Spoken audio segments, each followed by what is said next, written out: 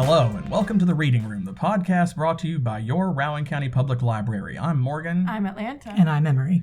And it is almost the end of July here at your public library, which means that summer reading is drawing to a close. I hope you all have had a good time because we have had great participation this year. We absolutely have. We have had one of the biggest crowds, I think, maybe that I have ever seen, not as far as like just signups, but also the people who have been coming into all of our summer reading programming that haven't registered even in maybe the whole time that I've been here. And I feel like it's because we're back in person finally. Yeah. And we're excited and everyone else is excited. Yeah, I think this may be the biggest numbers that I've seen since I have been here. And yeah, I'm sure that it's part of it bouncing back from COVID, but also everyone has just put in so much work to make this a good summer reading program at every library I have seen. And it shows here. I mean, we talked before about the decorations, but there's the diversity of programs, the choices in books, and we've got so much good stuff that is still coming up. I mean, it's over on the 28th, so we have less than 2 weeks. Just a little bit less than 2 weeks. But even in that time, there is still so much that is going on because, I mean, by the time that y'all are listening to this on July the 16th, that means that we will have had the Sand in a Bottle program, which that's so nostalgic. I want to be there for that because do y'all remember going to like court days or like a harvest festival, county festival or something, and there was always a booth where some fella would have a bunch of colored sands and you could pick up a bottle and put sand in it. It would be like as much of whatever colors you wanted. And they had all the different shapes, so you got to pick which bottle. It's like heart-shaped or diamond-shaped. Yeah, and sometimes they would have like art on the inside of the bottle, like they would have little shapes drawn with like black sand so it would stand out already there or something, and you would pour it full of sand. And I remember taking it and being like, ooh, here's mine, and then he would put the lid on it and take out this magical vacuum thing and stick it on the bottom of the bottle and suck all the air out somehow, like through the plastic or what. It was like a magic trick, and suddenly there was so much more room for more sand.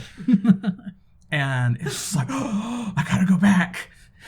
I need more green stripes in this one. I think I still have a few bottles of sand. I mean, they're not like layered sand art anywhere. They're not scenes. They're just bottles of different colored particles where they've been knocked over and shaken up and dropped and stuff because I was a child.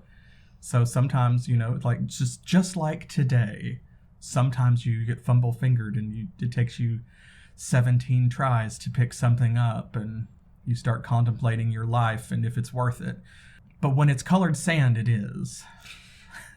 Drop your colored sand 8 times, pick it up 9, or whatever the bumper sticker said. I have seen that one. I used to have all of my like sand art was always in, I don't know if like they came with the kits or not, but all of my bottles were glass.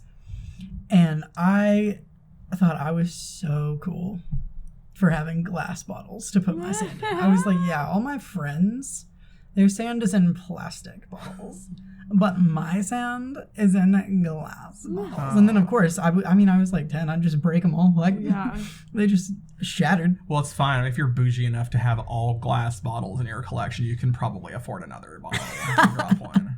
It's probably fine. My parents were paying like $400 in rent the whole time that I was growing up so that I could afford to keep buying glass bottles to put my sand in.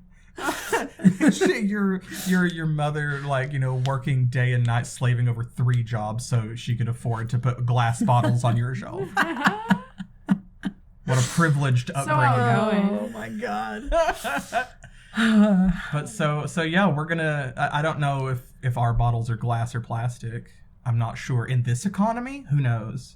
Could be anything. But we are gonna have a lot of different colors of sand, or will have had future past tense. So yeah. I feel like they'll be glass, right? Because it's called In a Jar. Or was that Ocean in a Jar? It was Ocean in a Jar, but those were glass, though. Those were glass. Those were glass. So we're using the same thing or something similar. Right. And chances are good that probably when Sandy and Jess got the bottles for the tiny ocean, I bet that they may have ordered bulk, and so it'll be similar bottles, probably. So yeah, probably it is the bougie bottles, actually. Come make something fancy. Yeah.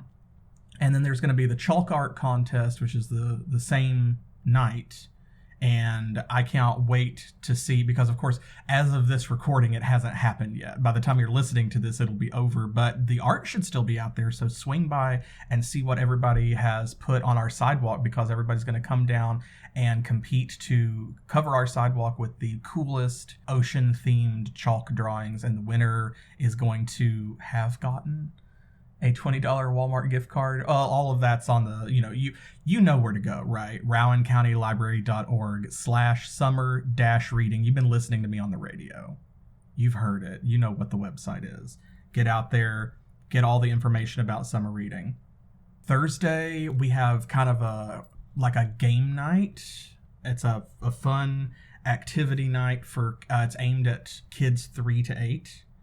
Which is our pirate family fun night. Oh my gosh. So cute. Yeah. And some of the games and things that they've put together, they've got swabbing the deck, and they have a ring toss where they've got pirate hooks. I saw That's that what one. that was. Yeah. That looks so fun. I really hope that everybody has a good time with that one, or will have had a good time. Has had a good time. Thursday. Like tomorrow. Yeah, tomorrow as of this recording, but several days ago when you're listening to it again. So I can't stress enough. This has happened. This is just a recap people. if you weren't here. Yeah. If you were here, this is just a recap. It's so fine. Yeah, it's so fine. Let us know what kind of bottles.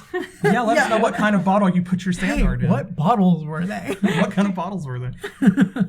And next week, the last big event. This one actually is upcoming because this is going to be the 21st. The last big summer reading event is our partnership with the Newport Aquarium, where we are having a live shark watch party. They're going to be live streaming from their shark tank.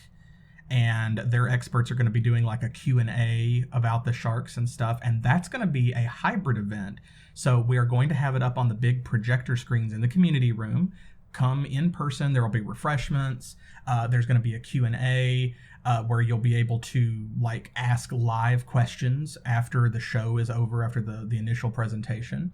But also we're going to provide a link through the Facebook event where you can attend virtually.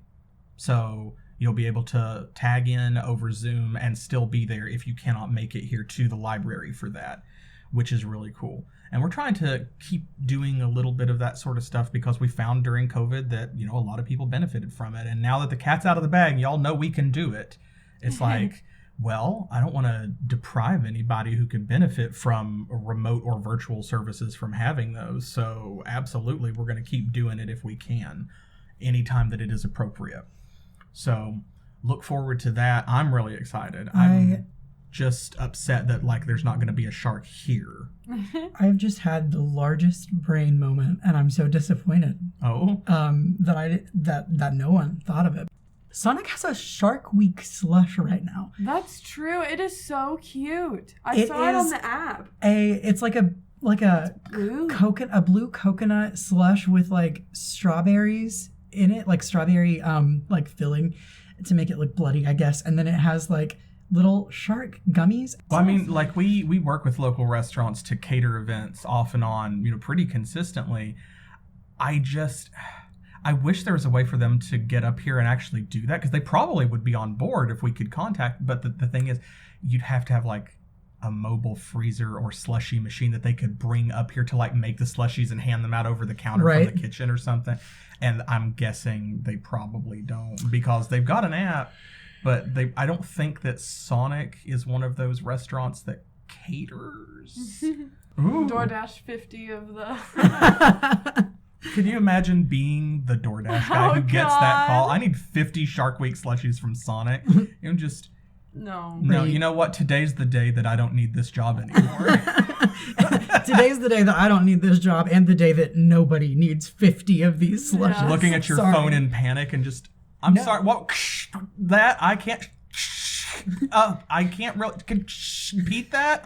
So we're texting. Yeah, you can't pretend that a text isn't coming through clearly. Like, the heck I can't. Maybe we should just find a way to make it cool. I mean, yeah, we'll do like one of those shark-themed thing. Like the internet is full of sort of celebrity lookalike recipes. Yeah. Where someone has been like, oh, you don't want to eat at Chick-fil-A? Well, guess what? Here's how you make their chicken so you can have it at home and then you don't have to go to the restaurant. You should make their chicken at home. You should. It's actually pretty good and it's very easy. You should also make Panera's broccoli cheddar soup at home because it's better. I'm just saying, just throwing that out there. That's my favorite one of those like copycat recipe situations. But anyway, that's the word I was looking for when I said celebrity lookalike. You've never had like actual Panera? Ever. I love it so much. Yeah. Panera Bread is one of those restaurants that I'm not sure that our town could support one, but I wish that we had one. If that's what they had put up there instead of with Starbucks. With maybe, Starbucks, but yeah, we used to have a really wonderful bakery right down on Main Street next to Pasquale's, and I feel like since they have closed, that like that's the opportunity for something like a Panera Bread to move in, because that's how you would kind of have to support something like that. Like, their food is great, but they are also a bakery and they sell their bread. And that's what they would have a monopoly on, and they wouldn't be in competition with anybody now. If they had moved in a few years ago, they would be.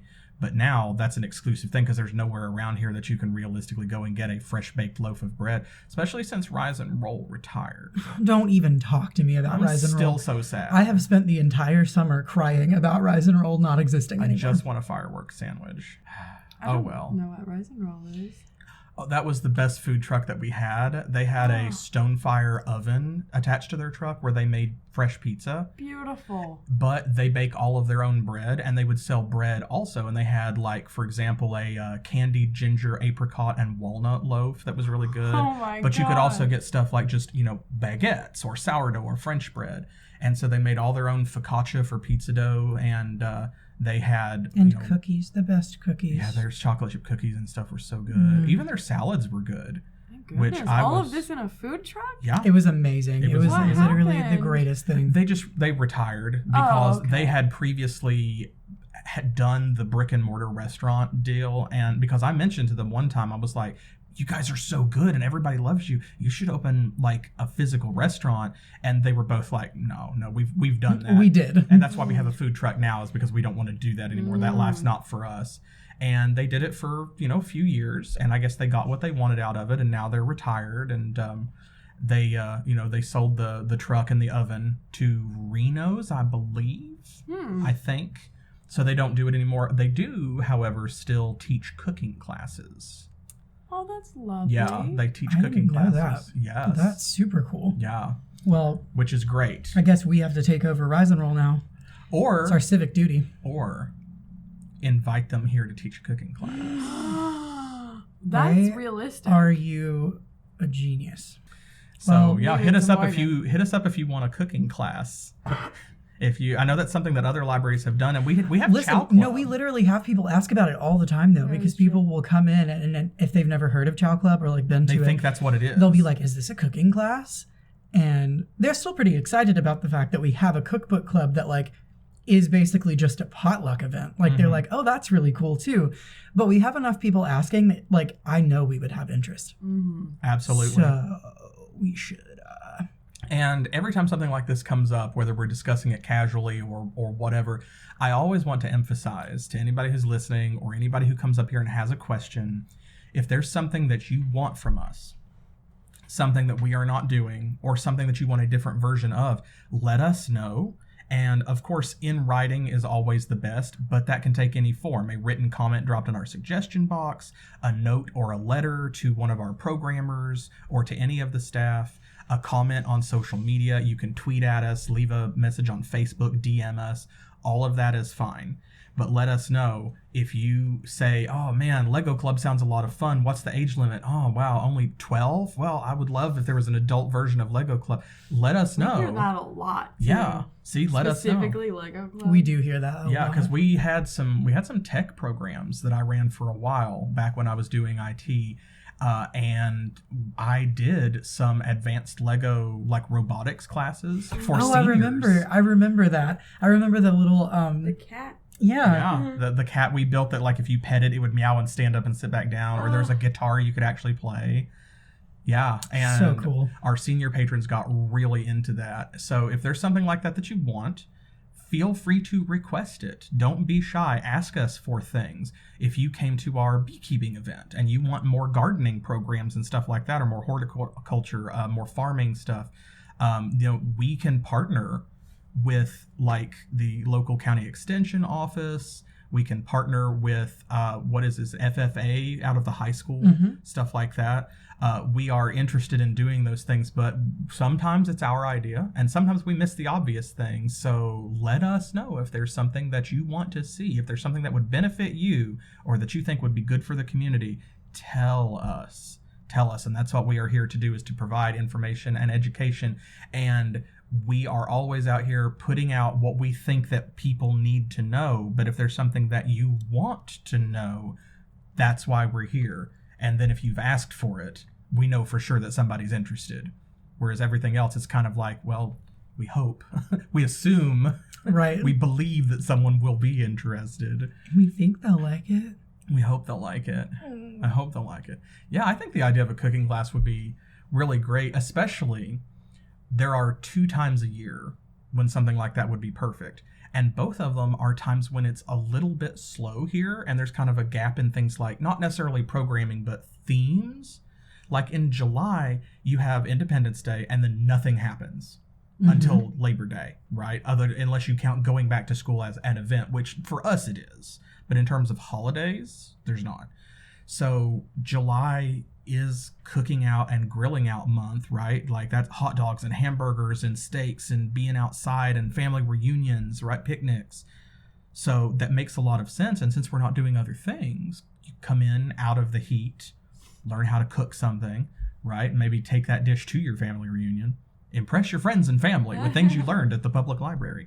And then again in wintertime, right? We have all of these holidays right in a row. And that means that on the one hand, a lot of folks are kind of busy. They're not always doing library things. But on the other hand, you got food on the brain because you have Hanukkah, you've got Thanksgiving, you've got Christmas, you've got New Year's, you have all of these holidays right in a row where food plays a very big part. And we even do cookbook collections and stuff. So maybe something like a summer and a winter cooking program. Yeah, that's a great idea. Yeah. I would love that, actually.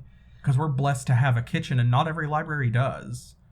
So when you have a kitchen and kind of a splash zone in the community room where, like, it's okay if someone drops a lasagna. Like, we'll all cry about it. But if you drop a lasagna, like, we'll live. The library is not ended by you dropping the lasagna. Whereas if you go into, like, right in the middle of the computers, on the carpet and drop your lasagna there. That's maybe a little bit bigger. The whole community's got different problems. Yeah. In the distance, sirens. The whole community. The whole community. Everyone hated Not that. Just us. Everyone disliked that. Well, speaking of summer programs and of going back to school, we know that's what's coming up in August. Yes, we've got still some people doing school things a little differently. We've got a lot more homeschoolers coming in already to prepare for going back to school or starting homeschooling for the first time, actually. Obviously, we say things like getting over COVID or on the downswing of COVID or whatever, but, it's still, we're just not, it's becoming normal. We're just not as afraid anymore. It's not going anywhere. So there are a lot of people who feel better about the idea of not sending their children to public school still. And I think we can be a really great resource for that because, we're a library. If you weren't aware, we've got books. And wow, really? Not only do we have books, but also, of course, we have free Wi-Fi free computer access, free internet access, whatever you need as far as getting schoolwork done in any capacity, whether it's a project that you have to do after school hours and you're in public school, or if you're homeschooling and you need to do your schoolwork here. So it's always a relatively busy time for us, actually. And I feel like, when people think about the summer versus the school year in relation to libraries, the summer should be busier, right? And of course, obviously, summer reading does make it very busy here, but I don't honestly feel like there is that much of an outflux of people once school starts back up, because then we have a whole other demographic coming in every day. I think it's a change in needs, and so we shift the services that are kind of most important for us to perform, but it's not like the crowd is less. It's just people are coming in wanting different things. And it's good to keep in mind too that we have all these study resources. We have things like tutor.com. We have all kinds of things online, like through the Kentucky Virtual Library. We have study guides. We have ACT and SAT prep. We have GED classes, things like that, all of which is free. And you can access that through us at any time, including from home. But also something that I think doesn't get enough discussion or enough attention is that school is a 9-to-5 job. Oh, yeah. Right? Like you get up at 6 a.m. as a child to get ready for work, and you have to be at work by 8 a.m. and then classes start at something like 9 after breakfast or whatever, right? And then, they end at 3 and you get on the bus, but you might not get home until 4 or 4:30, depending on where you live in the county. And then if you brought homework home that you have to have ready for the following day or later that week, then you're not done with school yet, and you might not be done with school until 6 or 7 that evening, depending on how the rest of your schedule falls out. So it's also important to give yourself some well-deserved leisure time. And that means that if you need a video game, if you need an audio book, if you need music to listen to, we've got that stuff as well. We've got movies to watch. We've got series to binge. So, if you don't have Netflix at home, that's all right. Check out a movie. If you don't have Xbox Game Pass, that's fine. Bring home a video game. So we've got that too. And that also doesn't stop all year. Now, we're going to, on our next podcast, have more concrete dates for some events that we're going to be at that are back to school stuff. I know right now that on July 28th, we're going to be at the Gateway Children's Center Family Fun Night. And that's going to be down on Main Street. And you'll be there, actually, with me, won't you? I think it's going to be me and you and Matt. It'll be exciting. I'm looking forward to it. Because when we went to Freedom Fest, that was a lot of fun. It was. I was surprised by how many people were so excited to see us. I don't feel that there were as many people there as I've seen in previous years, but a large number of the people that were there were like, oh my gosh, the Bookmobile, the library's here. Yeah, because I think it was just Freedom Fest itself seemed smaller. Yeah. And part of that maybe is that it's the first big one since, coming out of quarantine and stuff, so people are still a little bit nervous. Yeah, that's a good point. There weren't as many booths and things like that, period. So the crowds themselves were smaller. And also, it was just very hot. It was sweltering out on that blacktop. It was nasty. But I enjoy doing those events because when you are here at the library and people that you know who come to the building physically show up and they see you and they're happy to see you, that's an experience that you come to expect when you're sitting at the front desk. But it's nice to go out into the community and realize the impact that Marilyn and Matt have, and also to see that people are thrilled to see the library and to encounter us wherever we go, because people are just oh, it's the library, it's the Bookmobile, we got to go over there, come on, this way, scooping up their children and hurrying in that direction. And we had some folks who were so excited, they were like, oh man, can I go on and check out books right now? No, we're not checking out books today. We can, we'll help you, we'll sign you up for a card, but we're not checking out books today because... Soon, definitely come up and see us. And it's always a pleasure too to see how excited people get when they say oh really? I can get Bookmobile services anywhere? And all this is free? I'm yep. Bruh. Yeah. That's what we do here. The library. It is the library. I actually had somebody message the other day and ask about Cindy's Zumba program. They were asking specifically, how much does it cost? Oh. And I said, we don't do that here. No. It always kind of like, it's a little sad to get that question because you want everybody to just know. And my thing is like, do we live in such a society or in such a time where people don't realize that like that's part and parcel with library is it means free? Mm-hmm. Like that's part of it. Like what has happened in your experience that has given you the expectation that you would go to the public library and anything there would cost you something?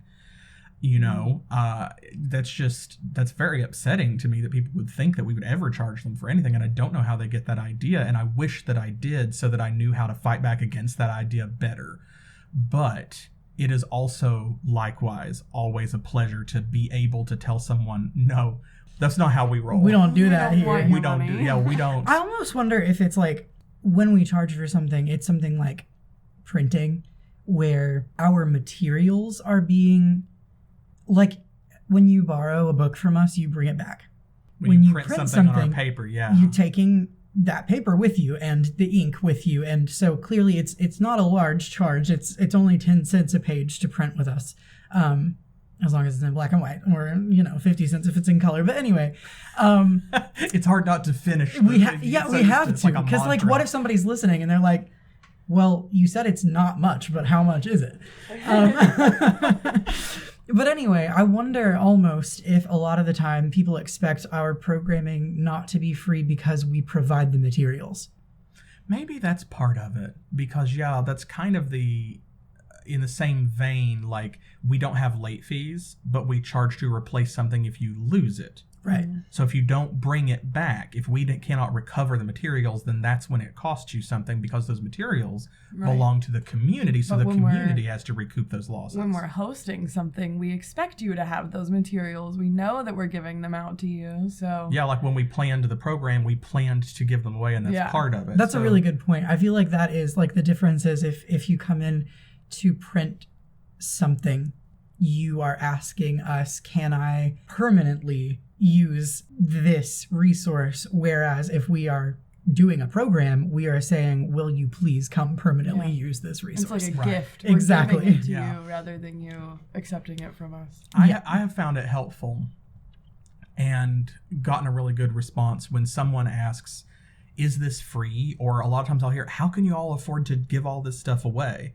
Especially when we're doing things like at Freedom Fest, right? And we'll have like merch. And they're like, how could you just give this away for free? You're not charging anything. And that's what I tell them. It's like, no, it's not free. You already paid for it. Yep. This is your tax dollars at work. Mm-hmm. Like, you already own this stuff because we work for you. And that often kind of causes this moment where someone's like, oh, huh. No, I guess that does make sense. Because it's like, yeah, we're the public library. You pay a library tax, and that's how we do all of this stuff. That's how we stay in quote-unquote business and in operations, I guess it's better to say.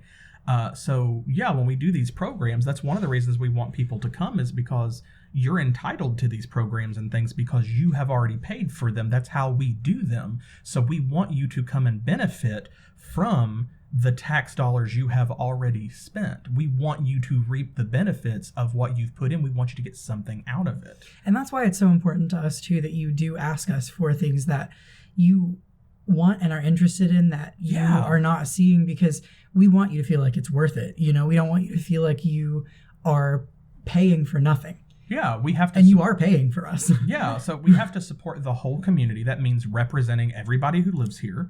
That means providing information and education to anyone who asks about anything. That means providing those resources so that our community can grow and can be healthy. But what that means is that we want to know from you, what do you need from us? Because you've already paid for it. So tell us, what do you need from us? Do you need a robotics course? Do you need a coding class? Do you need for, someone to come down and maybe do a Red Cross certification, first aid or something like that? Is that something that would be useful to you? And then we can look into providing those services. That's what we are. We are a gateway to information and education, and that doesn't just mean checking out books and taking them home and reading them on your own. That also means coming here and taking classes.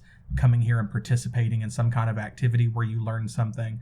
And yeah, a lot of it's fun. And I think some people have maybe the mistaken impression that we do it only for fun, that it's just leisure activities. But I know that like Jess and Sandy, when they plan a children's event, it's with education in mind. So it's always focused on teamwork building or some kind of moral lesson or socialization. Is that some kind of healthy growth is involved. And it's not just like come here, play a fun game and get some candy and then like go away again. It's always about teaching something, and hopefully you will know more when you leave than when you came, if everything goes well. And that implies, or applies to parents and stuff as well, all age groups. So that's one of the reasons why we're looking to, I know Marilyn has been talking about the Teen Advisory Board, because we've had really great participation from the YA crowd, the 13 to 17 patrons this summer reading. Yeah. But that is also, I think, because interests in that age group change so rapidly, because it's a very heavily developmental phase and you're doing a lot of growing in those years, it's difficult to pin down exactly what everyone in that age group wants. So we want to hear from them because, listen, we're all old. We're getting there, right? So like we know what we like. We know what we liked when we were that age. We don't always know 100% what's popular or useful to someone who's that age now, when we are 5 and 10 and 15 and 20 years past that age. So like that makes it important for us to hear from those folks so that we can provide those services. We want that input, because if we start making too many assumptions, that's when it's like you get teenagers who come in and they're looking at you across the desk like, bruh, is this really what you think we're doing? Mm-hmm. Is this that you? what I look like to you? Is that what I look like? Is this you trying to be hip with the youth? It's not working. The youth, TM. The youth. Me, the one whole youth. That's what I think every time anyone uses Comic Sans. Oh my God, same. I'm Like like, I to be, see you. You're trying to reach the children. Yeah. How do I reach these kids with Comic Sans? They will absolutely flock to it to roast it. I'll give it that. You will provoke a reaction. Yep. If that's what you're going for, you did it. You will inspire a teenager with your use of Comic Sans. It's just not perhaps. I'll see it anywhere. Like it can be on a shirt at Target, and I'll be like, "That's Comic Sans." Why like did they do that? rolling my eyes. Well, hey, listen. That age group loves irony, right? Irony's real big. I know. Absolutely As a true. millennial, I have heard that Zoomers love irony. That is still in fashion, considering the world that we live in. Maybe that's what we need is a library T-shirt written in Comic Sans. We have to make says, it look like I'm hip with the youth. Wait. Or something like that. That is the greatest thing I've ever heard. And also, it has to have like a graphic design. Graphic design is my passion type of photo printed behind it. Yeah, like a clip art, frog or something like that. Oh my God. I'm in touch with kids these days. It just says kids these days. I think it should be the frog on a unicycle. Yes. Yes. From the gift. Genius. Oh my God. The biggest brain moment. Oh my gosh. So if you want this library merch, we gotta start making shirts. We had a shirt press. Do we still have that? Was that a library item, or was that? To the best of my knowledge, if we ever had one, we don't now, because that's the first that I've heard of it. And I feel like someone would have told me if we could make our own. Yeah, we made those summer reading shirts 2 years ago. Because I have a tie-dye one that we pressed the design onto, and we did it as a summer reading event. Oh, you know what? But I don't what? know if that belonged to the employee or not. Now that you've said that, I kind of remember that being a thing, because I remember, like, we do the tie-dye event every summer, but I remember something being a little different about it, and I remember, like, pressing stuff. So that belonged to somebody, or we may have partnered with a community organization, like Holbrook's Embroidery might have let us borrow that or something. Yeah. Maybe. So we'll have to find out about that. I want to make shirts. Yeah. Yeah, I really so I can't give too much away, but we're always looking for ways to expand what we offer the community, as we've already said. And one of the things that we know other libraries offer that we're trying to offer is like makerspace access. And we already are working on makers kits for the YA area, looking into that, which is something that we talked about before COVID happened, and then the pandemic struck, and it just kind of didn't happen because we were all sort of sitting around looking at each other going, do we want to provide a space where people can come in and like touch and breathe on a bunch of small finicky things and then put them back in an isolated container to sit and marinate in between sanitizations, you know, and then have someone else come in and open that up and get a big whoof out of that box of whatever the last person had on their hands. And you have to think about that because you all remember sanitizing keyboards during closeout every day. We wiped the books down. Yeah, sanitizing everything. Man, we wiped the books down. We wiped, I mean, literally everything, every case, every book, everything. And then we put it into the community room to isolate it for 4 days. 4 days. Well, it was longer than that, I think. We started at like a week or something and then went down to 4 days? Yeah, we did. And our wonderful on-staff custodian, Rhonda, who keeps the whole building running,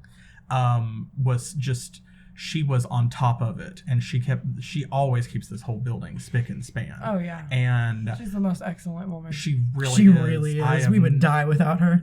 Well, maybe quite literally. Literally, we would die without Rhonda. Quite literally, and just all of us sanitizing everything. So makers kits didn't happen, but they're happening now, and that's something that we are specifically looking into for our YA patrons. So if you have suggestions, if you have something that you're interested in, let us know. You know, if you listen to this and you want to leave us a comment or send us a message, email us, let us know. But I think that that's something, you know, one of these days when we're able to provide a dedicated maker space with sort of a splash zone, right? Where it's okay if you drop some paint, or it's okay if you spill 3D printer resin or, you know, on the floor. It's not a big deal. Then those are things that we should look into, because we have a springboard plate. What's it called? Launchpad? I said springboard.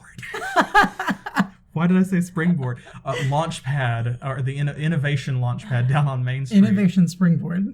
Yeah. So there's a little place on Main Street where you can go, and they have things like a 3D printer and some other stuff, and you can go down there, take classes, and like test out ideas, and they'll help you get started with a small business or learn new skills. That's so nice. Yeah, and it's provided by the community just like us. It's all pretty much free or low cost, and that's something that I would love to talk with them about and be like, okay, so what do people come in here asking you for? What do you find most useful? And then that's something that we can have here, like a 3D printer is a given. That's something we looked into before and we're looking into again. But also, things like a shirt press, I think would be a great idea. Screen printing, maybe. I wouldn't go so far as like a dark room for traditional photography is like a big deal, but having a development station for digital photography, because then you can dedicate a computer to that, and you can have other things that computer does as well. So in addition to having scanners and printers hooked up to that, you can have other stuff, and then just schedule time on it. We could have Photoshop access on like just one station, so that we don't have to pay for like a big old thing. Exactly. But then people can still have access to their editing software that they don't have at home. Yeah, because I have seen patrons who have come in before who have done things like pamphlets for their own business, for example, or a brochure for an event for an organization that they're part of. And they come in and sit down and use our computers, and they'll bring their software from home, put it on our computer because maybe they don't have one at home that will run it or something, and they'll do their work here on their version of Photoshop or, you know, Paint SAI or whatever it is, and then they'll print all that stuff out and save their files and take it and leave. So if we had a dedicated spot for something like Photoshop or CorelDRAW or whatever, I think that that's something that folks could definitely use. So if that would be useful to you, you know, like I said, we're always looking for ideas. We genuinely do want to hear from you. That's not hot air when we say that. We mean it. And it's not just because we're scraping the bottom of the barrel. I cannot speak today. The bottom of the barrel. Maybe, hopefully it's a bougie glass bottle. If it's a glass bottle. Yeah, as long as it's a glass bottle barrel, then it's fine. So, when I was a child... Oh, no. One of my, like, as a kid, you get random hobbies that last for a minute or two because someone starts you on something. Right. And they'll just As a kid. I'm so glad you were immediately on that train with me. Fair. Okay. Especially as a child, but also sometimes anytime. Like someone will just get you on a kick of like X or Y, and you'll run with it for a period of time, sometimes forever, sometimes a month. And often it's because someone will give you something and you'll be like, oh, this is cool. I want more of these. And so you go hunting for them or, whatever. For me, it was actually, there was a period where, and I still have these somewhere, I had a collection of antique glass bottles, but they were all perfume and cologne bottles because nowadays, of course, you see what the bottles that perfume and cologne come in. And sometimes they're just there's just a bottle. And then sometimes they go out of their way to do a funky design that attracts attention. Well, earlier in the 20th century, especially during the period where like glass of high quality in different colors became readily available through like mass manufacturing after the Industrial Revolution. So during like the 20s, 30s, 40s, and 50s, I guess, where there's prohibition, there was the jazz era, right? Then they were really trying to either capture nostalgia in their own way, or they were trying to sell this product and make you feel like that was a thing. Right? Women of that era had to have a spritz of perfume to go with their pearls and in their dress. They could not leave the house. If you were Beaver Cleaver's mother, you couldn't even vacuum without your pearls and your high heels and your spritz of perfume. So in order to make that an attractive product, they created all kinds of wild bottles to put them in. And I have one that was like an airplane. I had one that was an old Ford Model T car. Oh my gosh. Where the front half of the bottle was plastic and it came off because it wasn't actually a container. It was just the front half of the car. And you pulled it off, and under the driver's seat was like where the actual cap was that you unscrewed to get out the cologne. And the back half of the car was molded glass. And there was one that was like a Kentucky Bourbon Barrel with a tap on top that you hit. That's where the cologne came out. And glass barrel. Yeah. So that's the it's bottom. Possible. The bottom of the bottle of the glass barrel. The bottle of the glass barrel. Oh Lord. That really came complete. I wasn't sure if it was going to come completely full circle. No, I promise there was a method to the madness. I should have dug those up and brought them to Cindy's heirloom show and tell thing that she did for preserving our heritage. That went over really well, and I hope she does it again. I hope so too, because it did go well, and her history of Cave Run Lake went really well as well. So yeah, all of those programs are back in full swing. Remember that you can always find all of our programs on our calendar page at rowancountylibrary.org/events, and you can always find handouts. You can find printed versions at our circulation desk that have everything we're doing all the time, and also specifically what we're doing that month. And give us your feedback. Come to these programs. Let us know what we're doing that you love. Let us know what we should do more of or what we're not doing that you want to see. And we will be back at the beginning of August with more information about what we are definitely doing as folks return to school. And so we will see you then. I'm Morgan. I'm Atlanta. I'm Emery. And this has been The Reading Room, the podcast brought to you by your Rowan County Public Library.